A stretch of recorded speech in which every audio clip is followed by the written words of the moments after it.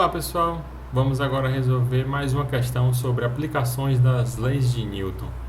E essa questão envolve forças elásticas.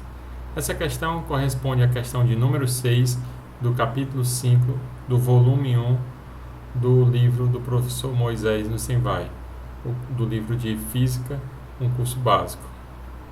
Ok?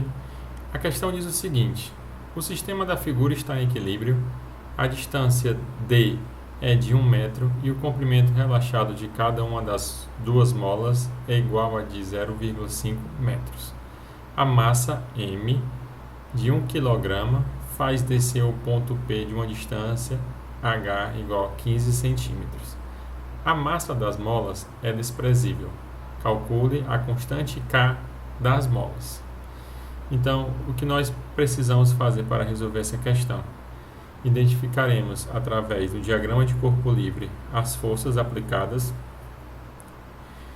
Com essas forças aplicadas e definido o sistema de coordenadas, vamos decompor essas forças. Como o sistema está em equilíbrio, o somatório das forças ao longo da direção horizontal e vertical serão nulas. Com isso, nós encontraremos que essas forças elásticas exercidas pelas duas molas serão idênticas em módulo. Com isso em mãos, substituímos na outra expressão para a componente y e encontraremos a amplitude dessa força. Então, feito tudo isso, encontrada a amplitude da força, através do teorema de Pitágoras, porque aqui temos um triângulo retângulo, nós podemos encontrar o ângulo formado, esse ângulo θ aqui, que vai ter um θ tanto aqui quanto um θ aqui, esse ângulo θ, e com esse ângulo θ nós podemos encontrar a magnitude dessa força e após isso encontrar pela lei de Hooke qual é a constante elástica dessa mola, tá certo? Então, sumarizando a questão, vamos agora propriamente começar a resolver. Então, como eu falei, começaremos pelo diagrama de corpo livre ali no ponto P. Então, vamos adotar esse sistema de coordenadas, a coordenada x como horizontal e a y como vertical. E desenhando todas as forças aplicadas, nós temos, como aqui mostrado, uma força elástica 1 ao longo dessa direção no primeiro quadrante. No segundo quadrante temos uma força elástica F2. Cada uma dessas forças vai formar um ângulo θ com relação à vertical. E temos a força peso, que é mg. Ok? Então, desenhadas as forças, podemos decompor essas forças ao longo do eixo x e eixo y. E, como o sistema está em equilíbrio, fazer o somatório disso igual a zero. Como assim estou descrevendo aqui. Então, para tal, utilizaremos a segunda lei de Newton. E como o sistema está em equilíbrio, podemos escrever para o eixo x, que a componente do eixo x dessa força elástica 1 é igual à componente do eixo x da força elástica 2. Ok? Então, e quem é Fx? Essa componente da força elástica. Então, ela vai ser o módulo da força elástica. Como a escolha do ângulo θ é com relação à vertical, então a componente x será F seno de θ. Então temos F elástico 1 seno de θ e F elástico 2 seno de θ. Cortando os senos de θ dos dois lados, encontramos que o módulo dessas duas forças são idênticos. O que já era de se esperar, porque as duas molas são idênticas com a mesma constante elástica. Ok? Então vamos fazer agora a decomposição das forças ao longo do eixo y. E para tal, encontramos que a componente da força elástica para 1 no eixo y, mais a componente elástica da 2 no eixo y, a soma disso vai ser igual à força peso.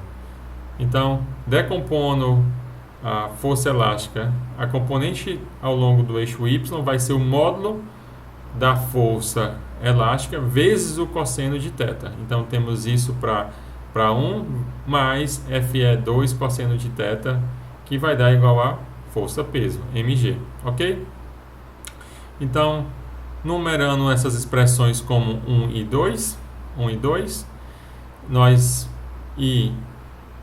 substituindo esse f de E1, f de E2 por um f, nós podemos encontrar a expressão para o f, como aqui vamos apresentar agora. Então, da equação 1, como eu falei, né, as magnitudes das forças aplicadas pelas duas molas são idênticas. Eu vou estar dizendo que é idêntico a um valor f. E substituindo esse resultado na equação 2, a gente vai ter então que no lado esquerdo vai aparecer um f cosseno de θ mais f cosseno de θ. Então, isso vai dar 2f cosseno de θ. E do lado direito tem a força-peso igual a mg. Então, isolando agora o f, temos que f vai ser mg sobre 2 cosseno de θ, ok? Então, encontramos quem é essa força F em termos da massa, da gravidade e do cosseno desse ângulo. Então, o que agora vamos fazer é, pela figura, notamos que, como eu mencionei, aqui temos um triângulo retângulo, né? Então, podemos descobrir quem é esse θ e desse θ calcular o cosseno de θ. Note que a questão deu quem era D e quem era H, né? Ele disse que D era 1 metro e H 15 centímetros, né? Porque esse bloco vai fazer com que as molas que estavam em repouso,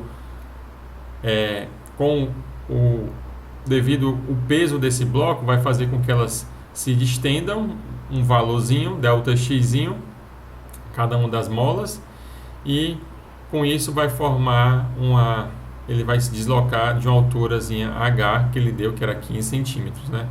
Então, vamos lá. Então, tangente desse ângulo vai ser quem? O cateto oposto sobre cateto adjacente. Então, é isso utilizaremos, porque como a questão deu o D e o H, então vou utilizar o tangente de θ para descobrir quem é o θ. E com o θ em mãos, calcular o cosseno de θ. Então, é isso que eu estou mostrando aqui. Então, tangente de θ vai ser quem? D sobre 2 sobre H. Como D é 1 metro e H é 15 centímetros, passando os centímetros para metro, isso dá 0,15 do metro. Então, substituindo os valores na tangente de θ, encontramos que essa razão dá 3,3333. Estou tomando só duas casas decimais. E com isso encontramos que o θ vai ser aproximadamente 73,3 graus, ok? Então, temos o θ. Com o θ, podemos calcular o cosseno de θ e, com isso, calcular a força. É o que eu vou estar apresentando aqui para vocês. Então, cosseno de θ desse ângulo de 73,3 é 0,287.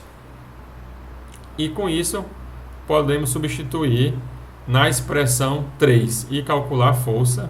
Então, temos que a massa vai ser 1 kg, a gravidade estou assumindo como 9,8 metros por segundo ao quadrado, sobre 2 cosseno de θ. E aqui eu já calculei o cosseno de θ, que dá 0,287. Então, isso nos dá uma força de 17,07 newtons, ok? Então, agora é a parte que nós vamos calcular essa deformação na mola. A questão nos falou que no repouso, essas molas, ela tem um comprimento relaxado de 0,5 metros. Então, nesse esquema aqui, o comprimento aqui é o comprimento já relaxado mais a deformação. Então, tendo isso em mente e calculando inicialmente, utilizando o teorema de Pitágoras, primeiro nós calculamos o x, para depois encontrar essa deformação que eu estava discutindo. Então, pelo teorema de Pitágoras, como isso é um triângulo retângulo, temos que a hipotenusa ao quadrado é igual ao soma do quadrado dos catetos. Então, x ao quadrado vai ser igual a h ao quadrado mais d sobre 2, tudo isso ao quadrado. Substituindo o valor de h 0,15 metros e o valor de d 1 metro, então isso vai dar x, passando a raiz, vai ser 0,15 ao quadrado mais 0,5 ao quadrado, isso vai dar um x aproximadamente de 0,522. Ora, como eu falei, essa deformação, ela na verdade, esse comprimento já é o comprimento relaxado mais a deformação. Então, como temos o comprimento relaxado de 0,5, fazendo uma subtração com esse comprimento aqui deformado, podemos encontrar o valor da deformação. Pronto, e assim aqui eu vou estar mostrando para vocês. Então, x, só mais uma vez, é o comprimento da mola distendida, né? E esse valor corresponde ao comprimento relaxado, que é 0,5, mais a deformação. Então, fazendo essa subtração, nós encontramos uma deformação de 0,022 do metro. Ok? Então, pronto. Agora nós temos já a deformação e sabendo que a força aqui aplicada, a força elástica aqui aplicada, ela corresponde ao valor da deformação. Então, utilizando a lei de Hooke, nós vamos ter que nossa força, a amplitude da força elástica vai ser proporcional a K vezes essa deformação ΔX, aqui calculado, o 0,022. Então, vamos lá. Então, pela lei de Hooke, e como vimos antes, a magnitude das duas forças elásticas são idênticas, que vai ser idênticas a essa F que eu estava utilizando. Então, isso vai ser K ΔX, ok? Então, pronto. Com isso em mãos, nós já calculamos anteriormente quem é o F, né, aproximadamente 17 newtons.